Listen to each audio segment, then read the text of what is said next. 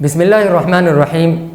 12 ربیع الاول میں ہمارے بہت سے سنی العقیدہ مسلمان جشن منا رہے ہوتے ہیں، اور ان کا جشن ان کی جناب رسول اللہ صلی اللہ علیہ وسلم سے محبت صرف ایک مخصوص تاریخ، مخصوص دن اور مخصوص مہینے تک محدود ہے۔ میری ان سے گزارش ہے کہ دیکھیں، ایک ہے جشن اور ایک ہے مشن۔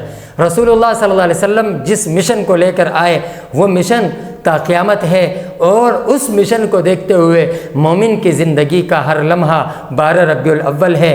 لیکن ایک جشن ہے، مومن جشن نہیں مناتا، بلکہ اگر تاریخ کو دیکھا جائے، حضور کے دنیا میں آنے کے بعد سے جن لوگوں نے جشن منایا وہ جشن تک محدود رہے۔ وہ ابو لہب کی صورت میں ہیں جنہوں نے اونٹ بھی قربان کیے، جنہوں نے باندیاں بھی آزاد کی، لیکن وہ صرف جشن تک محدود رہے۔ اور جنہوں نے سرکار دو جہاں جناب رسول اللہ صلی اللہ علیہ وسلم کے مشن کو اپنے سینے سے لگایا، دونوں ہاتھوں میں اٹھایا، اپنی زندگی کا مقصد بنایا، وہ ابو بکر، عمر، عثمان، علی اور 1.5 لاکھ صحابہ کی صورت میں دنیا کے کونے کونے میں گھومے پھرے، اور آپ علیہ الصلوۃ والسلام کے اس مشن کو لے کر ساری دنیا میں چلے۔